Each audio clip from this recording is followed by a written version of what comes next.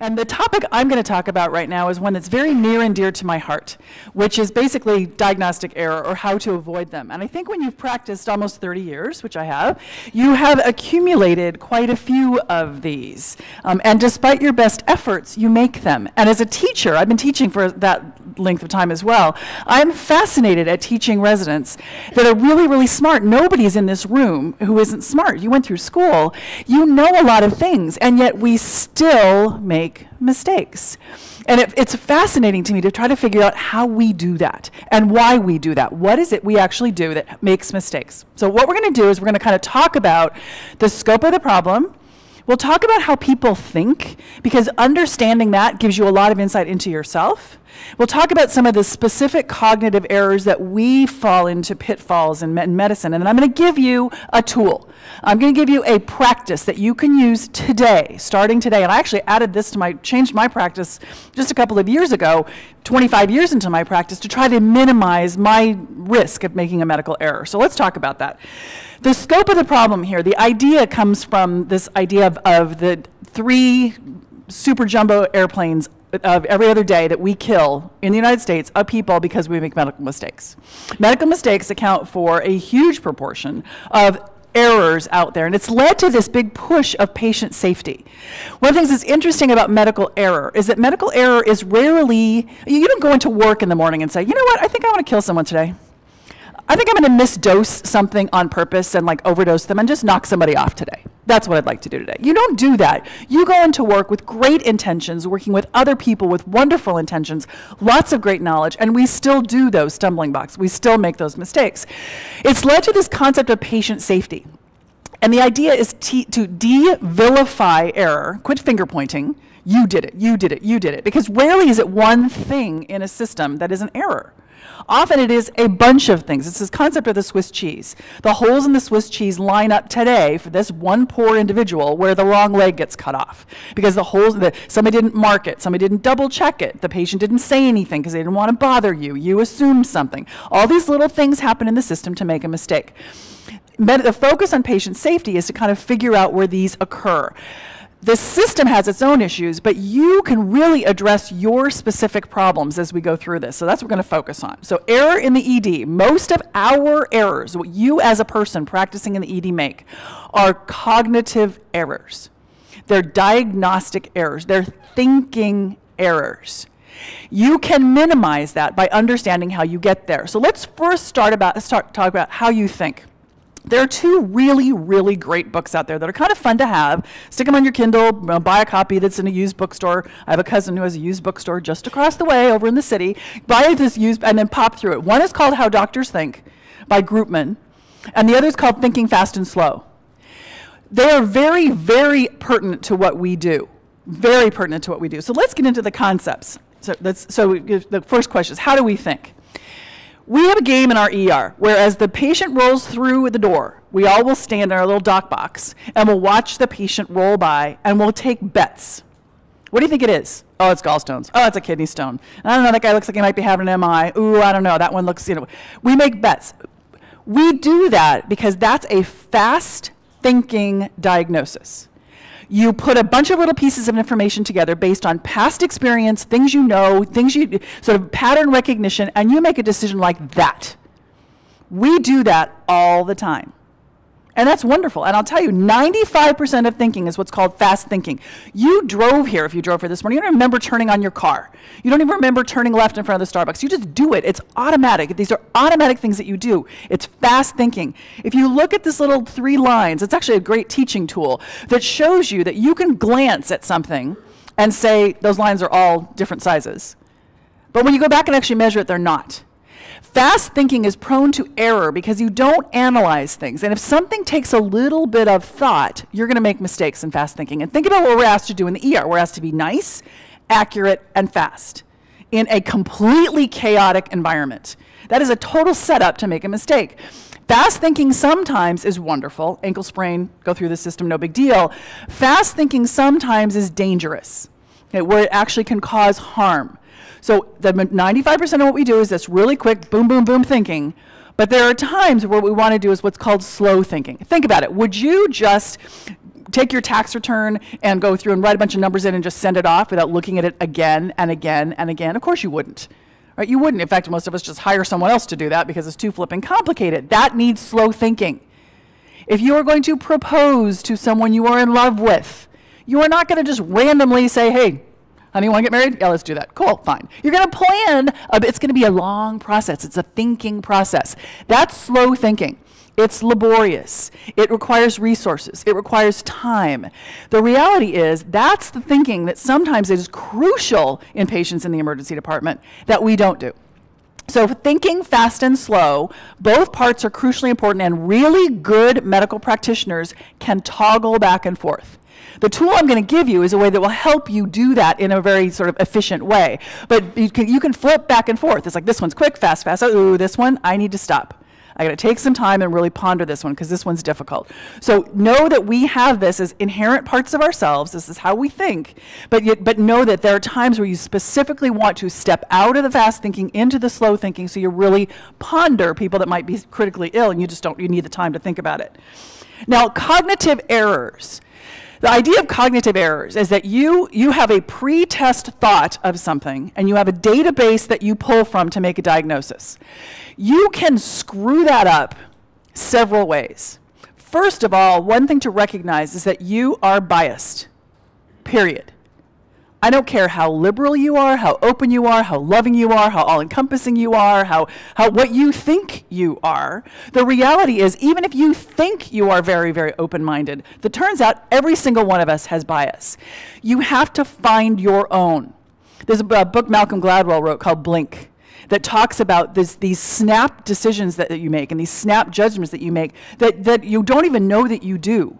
There's some wonderful online ways of testing your own bias. So Google bias testing. And there are these great tests that you can do where they'll pop up pictures or you'll hear certain things and you'll find out your own areas of bias. I highly recommend it. And you might be surprised at what they are. You may think, I have many friends of color. But you may find with one of these tests that it turns out that one of those colors is something that actually you are biased against and you didn't even know it. So it's really important, or overweight people or loud people or something that just pushes your button. Each of us is different, and you have to understand that because that's where you get into trouble. Those are the things that start you down the wrong path.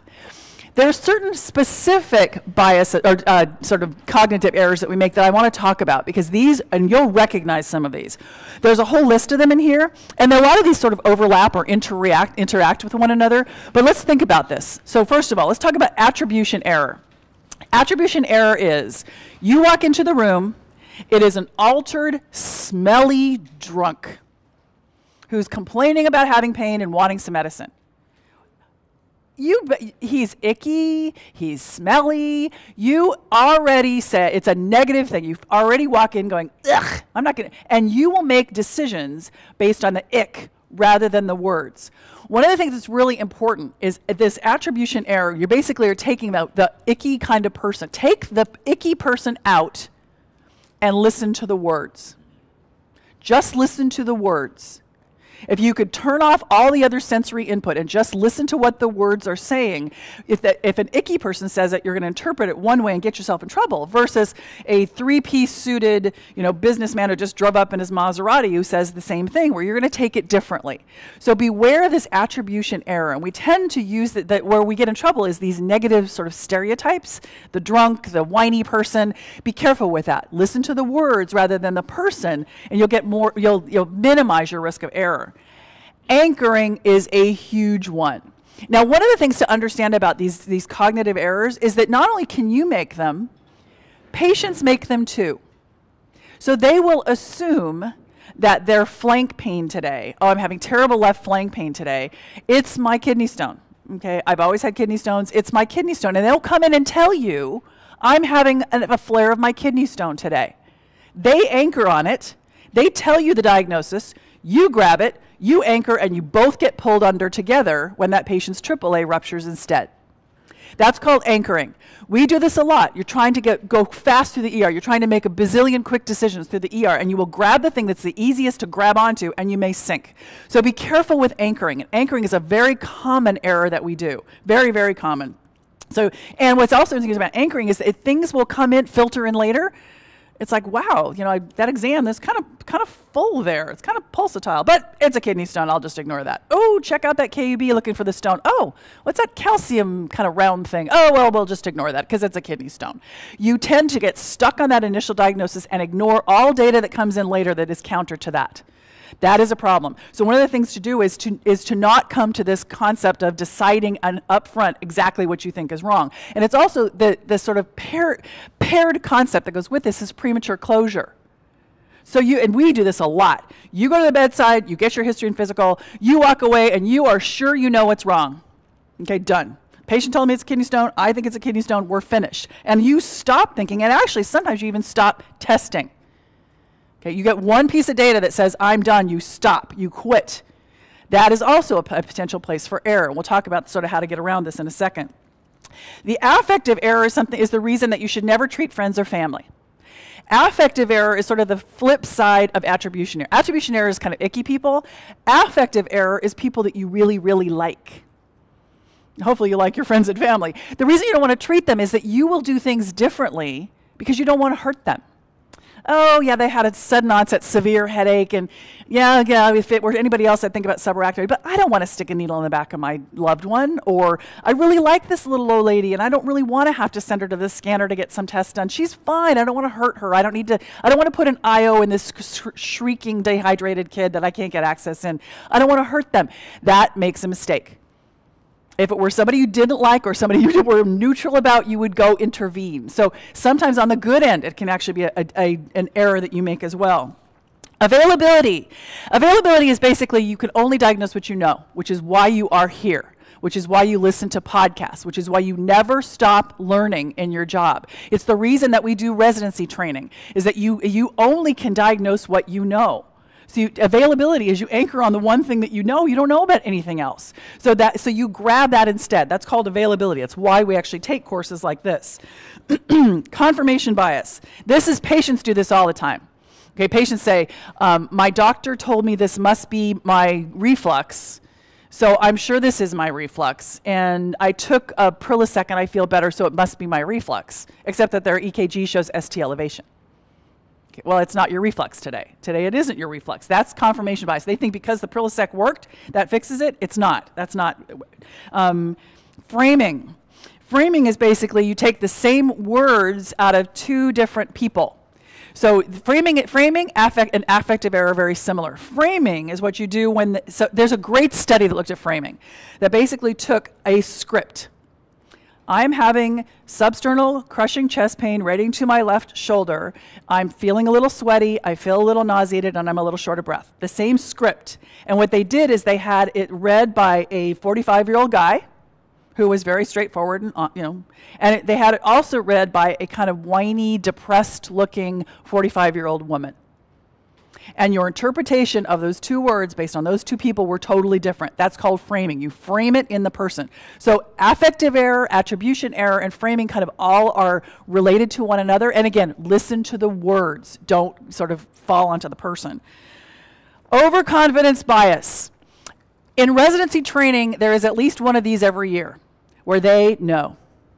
It's just a hunch. I think it's Tsutsugamushi disease because I'm sure. I'm sure that's what it is. Or we had it recently, a patient, I think it's malaria. Why do you think it's malaria? The patient hasn't even traveled anywhere. I'm sure it's malaria. Back pain, thrombocytopenia, I'm sure it's malaria. It's like, seriously, overconfidence bias gets you in trouble. It's always worth being humble and thinking about what this might be. So and I'll give you sort of a little mnemonic to use, but that's one. Premature closure I mentioned before. All of these are really, really key to kind of go through. And what's fun for me on these is we do little scenarios. So it'll be boring during a shift for like 5 seconds. And we talk about where are the errors here? Where could we be stumbling on this? Because these are the things that we all do. We all make these mistakes. So is there a way to minimize this? Can you get around this? Can you do something that maximizes your fast thinking, integrates your slow thinking when you really need it, tries to smooth out all of these cognitive errors that you might make? And there's a system, actually, that I think is really helpful. This was actually done by Bob Weers, who's a really, really, really smart guy. He's actually editor of our journals, and he's really, really smart, does great research. And he wrote just a little sort of throwaway piece in one of these, sort of big throwaway magazines that we get all the time that I found incredibly helpful. And it's called his 3-stop system. Here's how you use it. You go into the patient's room, you do a history and a physical exam. Okay. At the end of your history and physical, you decide what you think is wrong with the patient. If it is something that is straightforward, it is an ankle sprain. The patient sprained their ankle, it's straightforward, no big deal. Not really minimal harm to this. It's not going to injure the patient for life. There's no real major risks to the person.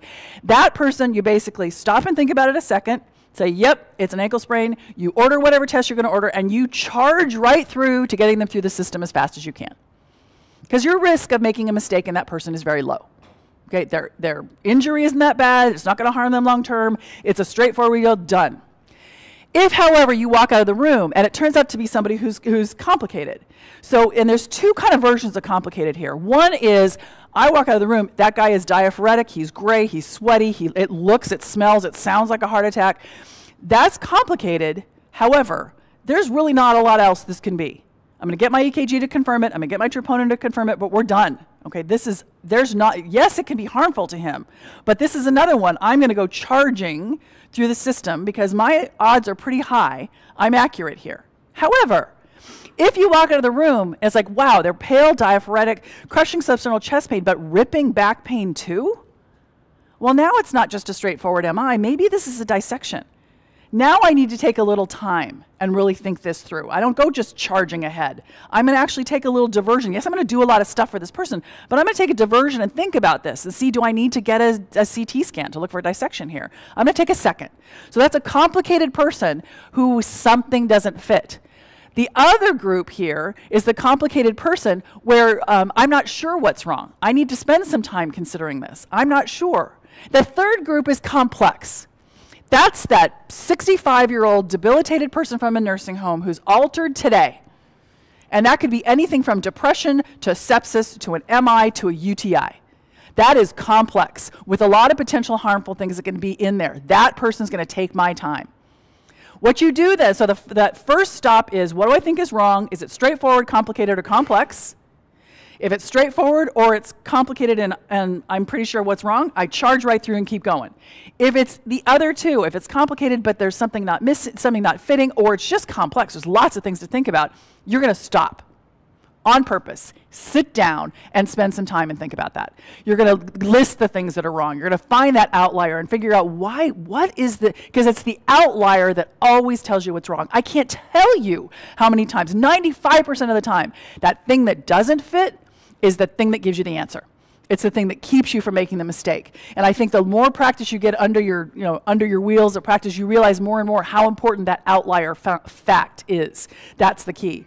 So you take that second stop, which is to just basically sit down and think about it. And if you're confused, you write things down and you pair things up. Because you may find that, thrombocytopenia, back pain, travel, oh my God, I didn't even think about malaria. So maybe you'll put those things together. The third stop is where you basically are ready to go. I'm either sending this person to the ICU, they're going to the cath lab, they're going home, they're going somewhere. What you do then, though, as one last double check, is you ask yourself several questions in the negative. Why is this not an ankle sprain? Well, there's no reason it's not an ankle sprain. Now, I really think about it here, it's just an ankle sprain. Or, wow, actually, when I think about it, this pregnant woman's, both of her ankles were swollen. Now, wait a second. That's kind of weird.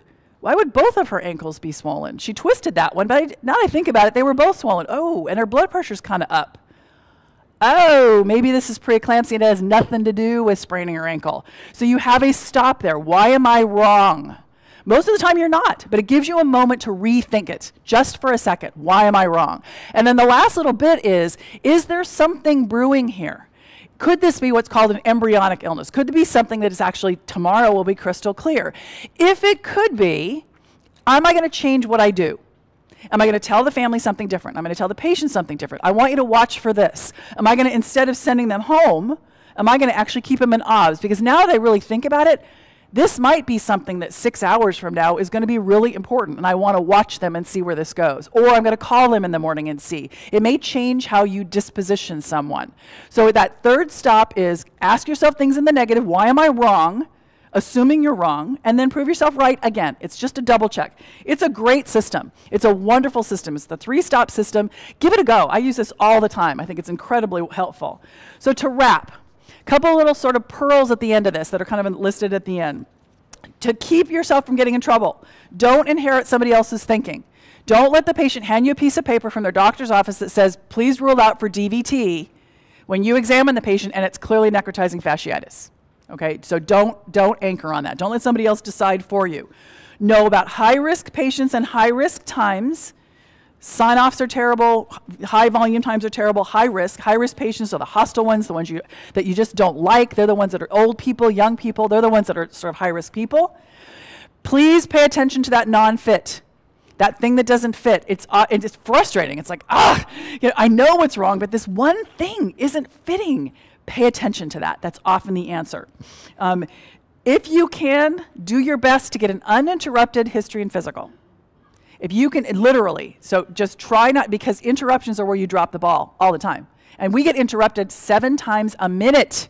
7 times a minute in what we do. That's insane. That is insane. That's asking for trouble. So try to get an uninterrupted history and physical exam. Generate a differential diagnosis that includes life threats. Now, we do this all the time, but I actually recommend, there's a thing called SPIT. What's the most serious thing this could be? What's the most probable thing this is? What's the most interesting thing this could be? And how would I treat those things? Keeps you focused on what's going to kill them. It keeps you focused on horses instead of zebras. And it keeps your differential deep by throwing those sort of, what's the most interesting thing this could be? It'll keep your differential deep and keep you thinking and keep you from coming to this premature closure. I highly recommend a cone of silence. Right now, do you guys have those little spectrophones, little like beepers and things that you have to wear where they can actually get a hold of you while you're in the bathroom? It's like, for God's sake, can I have at least 3 seconds of privacy, for heaven's sakes? That little thing is deadly. Okay, that kills your patients. That causes mistakes. That little thing that you carry around all the time. Ask for or develop a system where you have a cone of silence. Those of us that are old used to watch Maxwell Smart and the Get Smart show where they had the cone of silence that would descend which was silly. It was just a little thing that was, you could still hear everything. But the reality is you need to have 3 to 5 minutes to just sit and think sometimes with no interruptions, or that's where you make your mistakes. There's an ER, one of the groups that we just talked to in this course, what they did in his group, because it's an open ER where there's no private space for any practitioner at all, is they got those noise-canceling headphones. And if they needed to think, they put those noise-canceling headphones on, and everyone could see them on them. The nurses knew not to ask anything for that 5 minutes. You can't wear them your whole shift. You have to answer questions at some point. But it was a nice idea to have people realize, this Tylenol issue, I don't need to ask about that right this second. That can wait a few minutes while they think. So ask for your cone of silence. And if you're pissed off or you're stressed out, go outside, take a few deep cleansing breaths. Don't make clinical decisions when you're angry or you are totally stressed. Take some time. That's really where you make, it's the time afterwards you go, I just knew. I knew I was not in the right place right then to make that decision. Take 5 minutes. The reality in life is, in our emergency department, although people come in and try to die, that is a teeny slice. At any moment in time, there are very few people actively trying to die in your ER. So tell people to back the heck off and give you some time to think. Okay, all this idea, boom, boom, boom, I need it right this second. No, you don't. Unless someone is dying, fine, interrupt me. Otherwise, I'll find you, I'll answer your question, but give me some time to think. Really crucial, you'll make mistakes. It helps minimize them.